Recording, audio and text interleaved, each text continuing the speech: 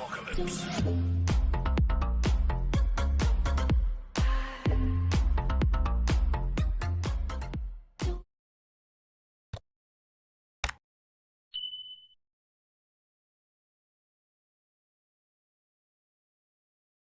Hello दोस्तों, physics की online classes में आपके अपने यूट्यूब चैनल फिजिक्स गुरु एस आर यादव पर आपका हार्दिक स्वागत करता हूं।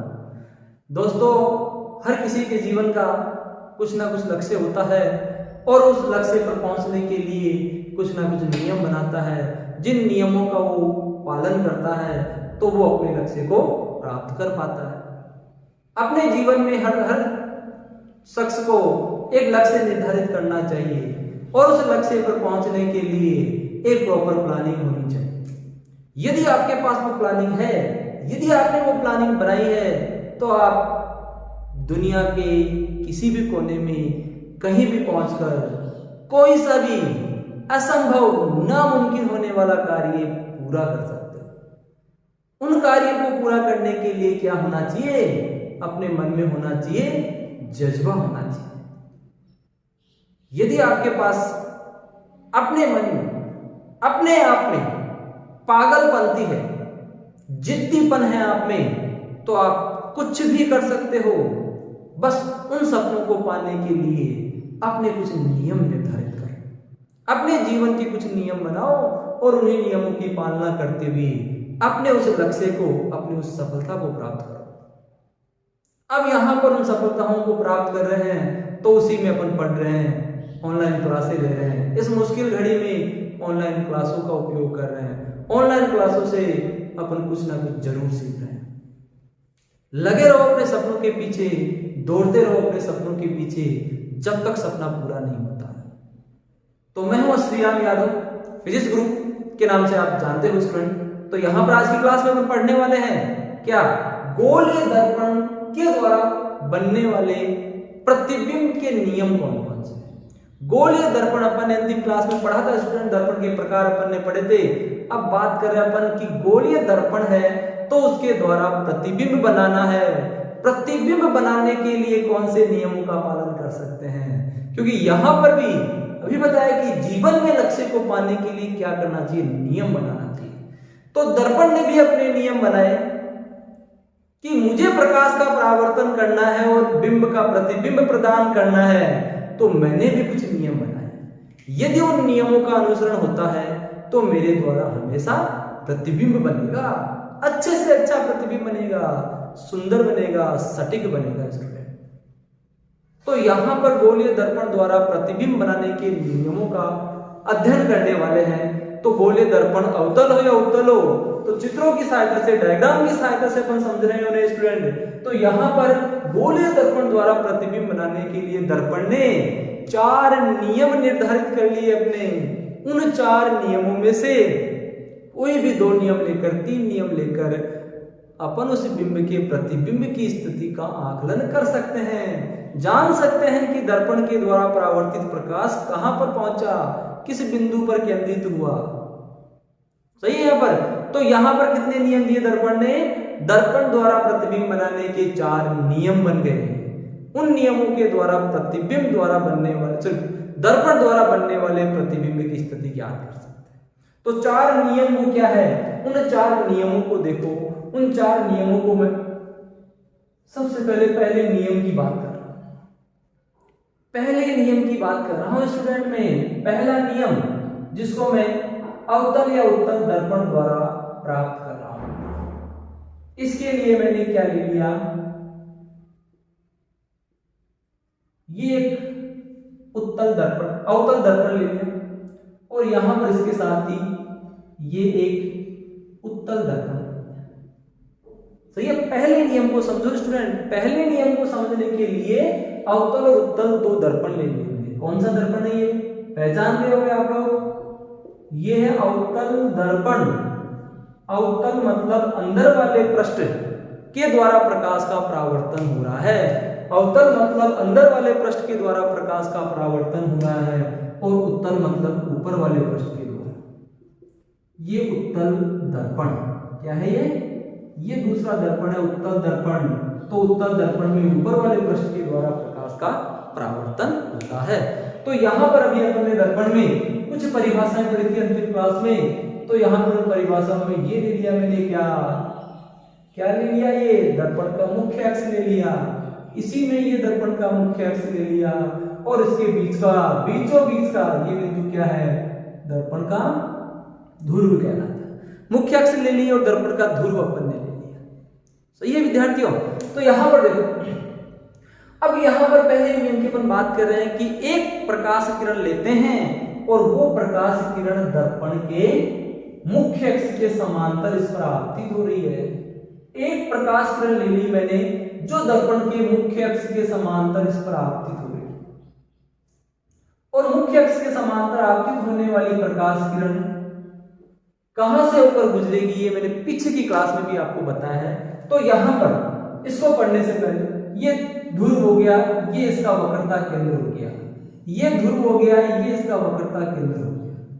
तो परावर्तन के पश्चात ये प्रकाश किरण मुख्य अक्ष के जिस बिंदु से होकर गुजरती है उसे क्या कहते हैं, मुख्य फोकस कहते हैं। इसका मतलब परावर्तन के पश्चात ये प्रकाश किरण कहां से होकर गुजर रही है, दर्पण के मुख्य फोकस से होकर गुजर रही है। पहला नियम समझ में आया होगा, क्या है पहला नियम है कि जब कोई प्रकाश किरण मुख्य अक्ष के समांतर दर्पण पर आपतित होती है तो परावर्तन के पश्चात मुख्य फोकस से होकर गुजरती है या गुजरती हुई प्रतीत होती है।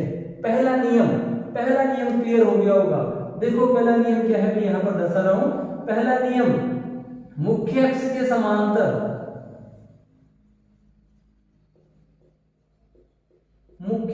समांतर आने वाली प्रकाश किरण, मुख्य अक्ष के समांतर यदि कोई भी प्रकाश किरण आती है, मुख्य अक्ष के समांतर प्रकाश किरण कहां से होकर गुजरती है, मुख्य अक्ष के समांतर प्रकाश किरण मुख्य फोकस से होकर गुजरती है, मुख्य फोकस से होकर गुजरती है। पहला नियम, गुजरती है अथवा क्या है, गुजरती हुई प्रतीत होती है, गुजरते हुए प्रतीत होती है। पहला नियम दर्पण द्वारा प्रतिबिंब बनाने का, खुद का नियम बनाया अपने। क्या नियम दिया कि जब भी कोई प्रकाश किरण मेरे ऊपर मुख्य अक्ष के समांतर आपतित होगी तो मैं उसको मुख्य फोकस की ओर मोड़ दूंगा, वो हमेशा मुख्य फोकस से होकर ही गुजरेगी विद्यार्थी। तो पहला नियम दर्पण ने अपना ये बनाया, जब भी प्रतिबिंब प्राप्त करेंगे तो पहला नियम बन गया कि मुख्य अक्ष के समांतर आने वाली प्रकाश किरण परावर्तन के पश्चात मुख्य फोकस से होकर गुजरती है अथवा मुख्य फोकस से गुजरती हुई प्रतीत होती है। सही है। अब यहां पर दूसरा नियम बनाया। अब दूसरा नियम क्या बनाया उसने, दूसरा नियम इसका उल्टा कर दिया उसने, दूसरा नियम इसका उल्टा कर दिया। दूसरे नियम में क्या किया उसने, दूसरे नियम में थोड़ा सा उसने झालम झोल कर दिया, उल्टा कर दिया कि जैसे आई थी वैसे की वैसे चली भी जा। अरे तू जैसे आई थी वैसे चली भी जा। तो देखो कैसे आ रही है, कैसे जा रही है, वही मैं अवतल और उत्तल दर्पण ले रहा हूं यहां पर। तो ये ले लिया मैंने अवतल दर्पण, और ये दूसरा दर्पण ले लिया मैंने क्या, ये दूसरा दर्पण ले लिया मैंने क्या, उत्तल दर्पण, और ये ले लिया इसका मुख्य अक्ष और इसका ध्रुव, मुख्य फोकस और मुख्य अक्ष और इसका ध्रुव दर्शा दिया। सही है। अब यहां पर इसका उल्टा मतलब प्रकाश किरण कहां से आ रही है, इसका उल्टा ले लिया कि मुख्य फोकस से यदि कोई प्रकाश किरण गुजर रही है तो परावर्तन के पश्चात मुख्य अक्ष के समांतर होगी। क्या हो रहा है, जब कोई प्रकाश किरण मुख्य फोकस से गुजर रही है, मुख्य फोकस की ओर जा रही है, तो परावर्तन के पश्चात मुख्य अक्ष के समांतर हो जाती है। उल्टा हो गया ना, यहां पर आ रही थी, यहां पर जा रही है, उल्टा हो गया पहले नियम का। तो क्या बना दूसरा नियम, जब कोई प्रकाश किरण दर्पण के मुख्य फोकस से होकर गुजरती है तो परावर्तन के पश्चात मुख्य अक्ष के समांतर हो जाती है, मुख्य फोकस से गुजरती है अथवा मुख्य फोकस की ओर जाती हुई प्रतीत होती है, तो परावर्तन के पश्चात मुख्य अक्ष के समांतर हो जाती है। तो दूसरा नियम बन गया स्टूडेंट। दूसरा नियम क्या था? मुख्य अक्ष के समांतर, मिटा रहा हूं इस नाम को, मिटा दिया मैंने। नियम लिखता हूं यहां पर क्या? मुख्य फोकस से गुजरने वाली, मुख्य फोकस से गुजरने वाली प्रकाश किरण है। कौन है ये? प्रकाश किरण। किरण कौन है? प्रकाश किरण है। मुख्य फोकस से गुजरने वाली प्रकाश किरण है। कहां से गुजरेगी? परावर्तन के पश्चात मुख्य अक्ष के समांतर हो जाएगी, मुख्य अक्ष के समांतर हो जाती है। कब होगी ये मुख्य अक्ष के समांतर? जब भी मुख्य फोकस से होकर गुजरती है या मुख्य फोकस की ओर जाती हुई प्रतीत होती है, तो परावर्तन के पश्चात मुख्य अक्ष के समांतर हो जाती है। तो दर्पण ने बनाया अपना ये दूसरा नियम। अब बात करें, बढ़ते हैं अपन तीसरे नियम की। दर्पण ने तीसरा नियम क्या बनाया? क्या दिया उसने तीसरा नियम? तीसरा नियम दिया वक्रता केंद्र की ओर। मैं लिख देता हूं स्टूडेंट पहले, वक्रता केंद्र से गुजरने वाली। तीसरा नियम देख लो, कुछ चित्र बताता हूं मैं। वक्रता केंद्र से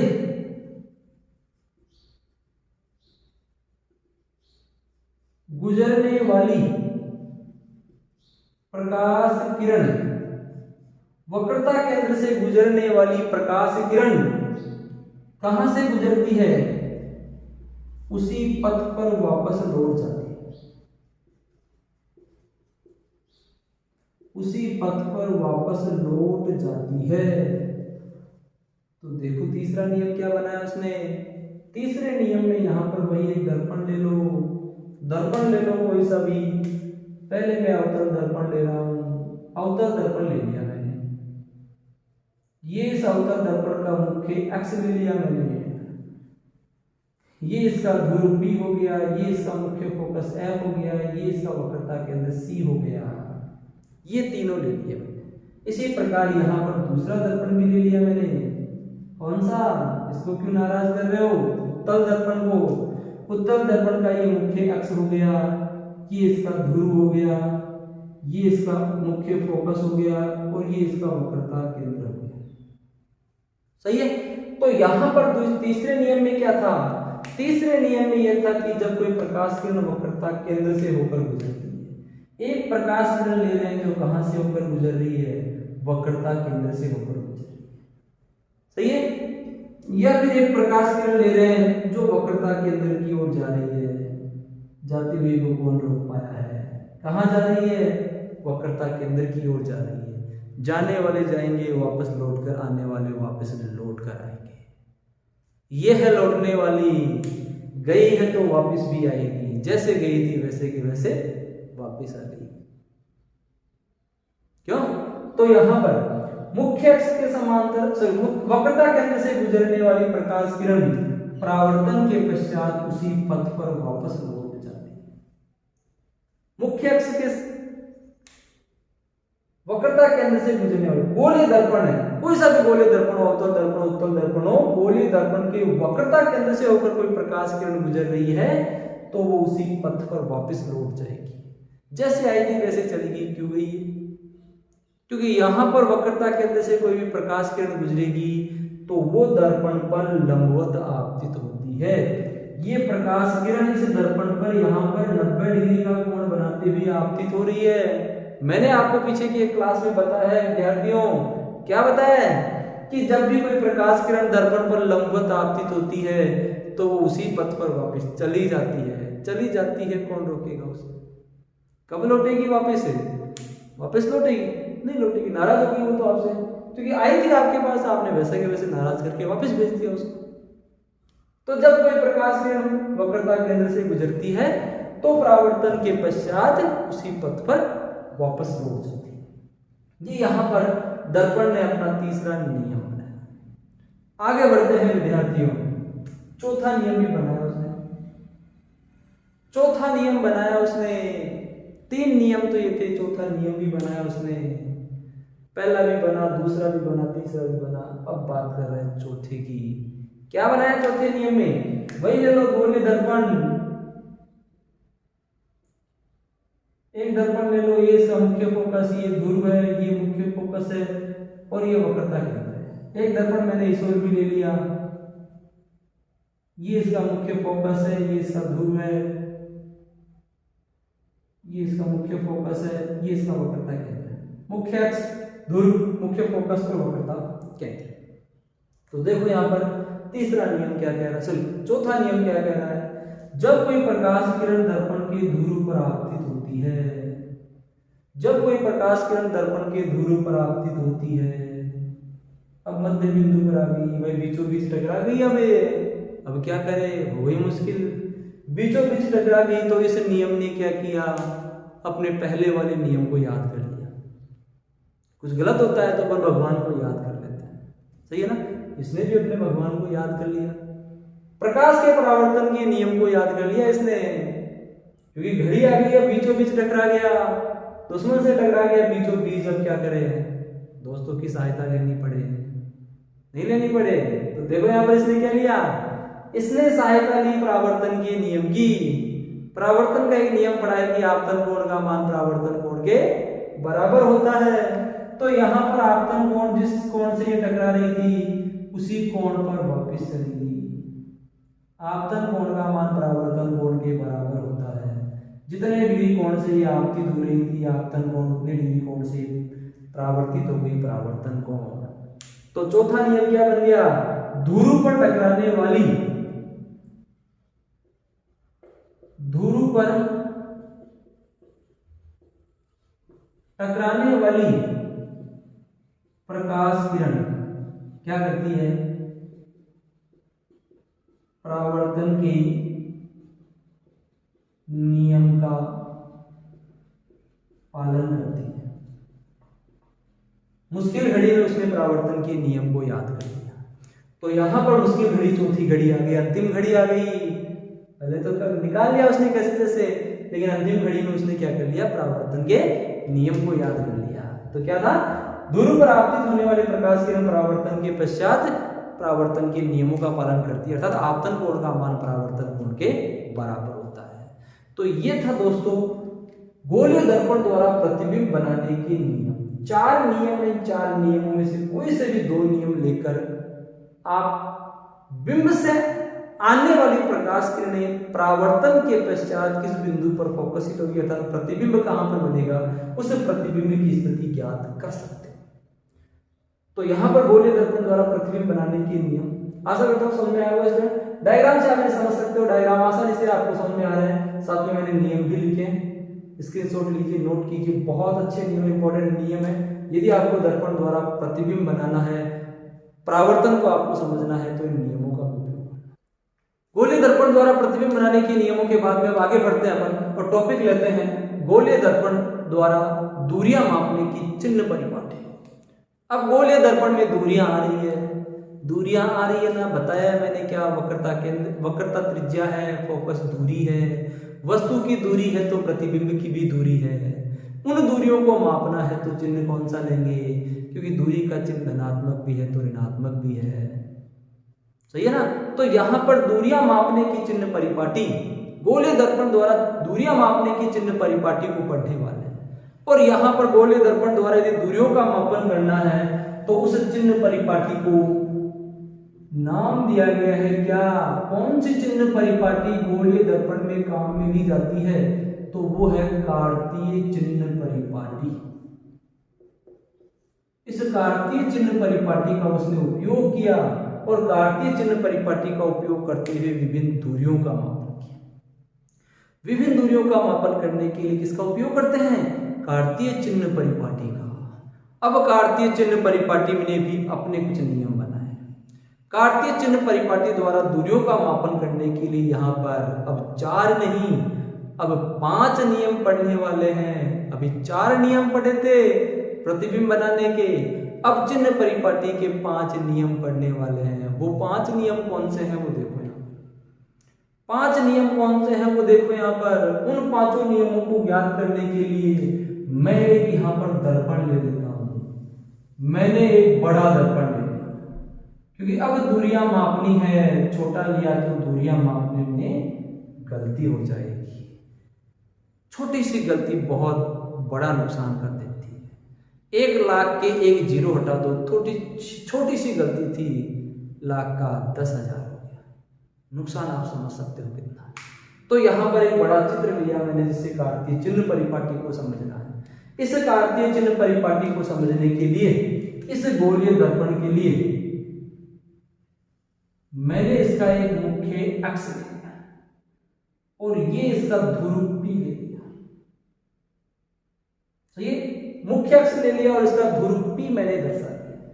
और यहां पर एक मुख्य अक्ष के समांतर इस पर प्रकाश की किरण आपतित कर रही थी। ये इस पर आपतित होने वाली प्रकाश की किरण है जो इस मुख्य अक्ष के समांतर है। तो यहां पर कार्तीय चिन्ह परिपाटी के 4 नियम कौन से हैं? पहला नियम सुन लो। क्या है पहला नियम? दूरी मापनी है तो शुरुआत कहां से करें? सबसे बड़ा क्वेश्चन यही है। तो पहला नियम भी यही है। क्या है पहला नियम? दर्पण से दूरियों का मापन करेंगे तो कहां से चलेंगे? ध्रुव से दूरी मापी जाती है।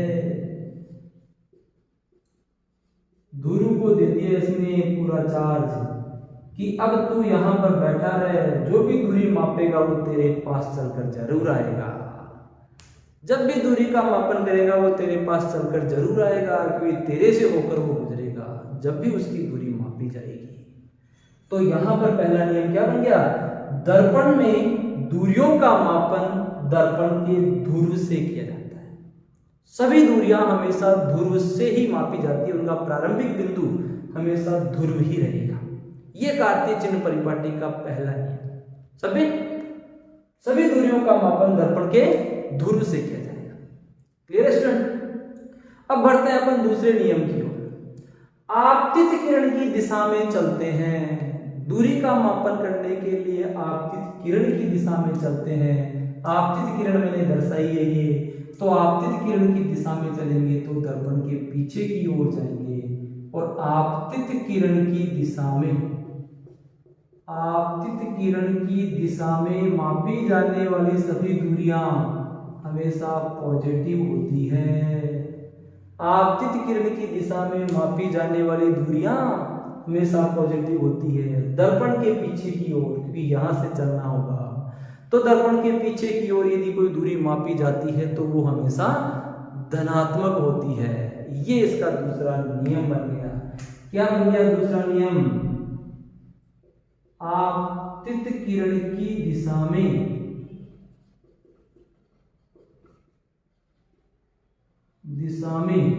दूरी क्या होगी? पॉजिटिव होगी। आपतित किरण की दिशा में मापी जाने वाली सभी दूरियां धनात्मक होती है। यह कार्तीय चिन्ह परिपाटी का दूसरा नियम बन गया। अब बात कर रहे हैं तीसरे नियम की। अब उल्टा भी जाना है, आए हैं तो उल्टा भी चले। उल्टा चलो मतलब आपतित किरण की विपरीत दिशा में चलो। कहां चले? आपतित किरण की विपरीत दिशा में। अब क्या करें भाई? उल्टा चिन्ह ले लो, वो पॉजिटिव था तो ये नेगेटिव हो गया। आपतित किरण की विपरीत दिशा में मापी जाने वाली दूरियां ऋणात्मक होती है। आपतित किरण की दिशा में धनात्मक है तो विपरीत दिशा में विपरीत हो गई। तो तीसरा नियम बन गया क्या? आपतित किरण की विपरीत दिशा में दूरी ऋणात्मक होती है। आपतित किरण की विपरीत दिशा में मापी जाने वाली सभी दूरियां ऋणात्मक होती है, अर्थात दर्पण के सामने जो भी दूरी मापी जा रही है, पीछे माप रहे तो धनात्मक ले लो, लेकिन मेरे सामने कोई दूरी मापोगे तो वो ऋणात्मक ही लेनी होगी आपको। क्यों? चुकाना होगा ना आपको, तो इसको लेना पड़ेगा, मतलब ऋणात्मक लेना पड़ेगा। ऋणात्मक लेना पड़ेगा कब लेना पड़ेगा? जब दर्पण के सामने कोई दूरी मापोगे। पीछे तो माप लो, कुछ भी धनात्मक ले लो, लेकिन पीछे तो आपने बढ़ा दिया, लेकिन सामने मापने पर ये वापस काटेगा, अर्थात दूरी ऋणात्मक होगी। तो आपतित किरण की दिशा में मापी जाने वाली दूरियां धनात्मक और आपतित किरण की विपरीत दिशा में मापी जाने वाली दूरियां ऋणात्मक होती है। सही है? ये दो नियम हैं। अब बात करें चौथे नियम की। चौथा नियम क्या है? चौथा नियम है दर्पण का मुख्य अक्ष। अब मुख्य अक्ष से ऊपर की ओर कोई दूरी मापी जा रही है, ये दर्पण का मुख्य अक्ष नाम दिया था मैंने अभी, ये दर्पण का मुख्य अक्ष है, ये रेखा।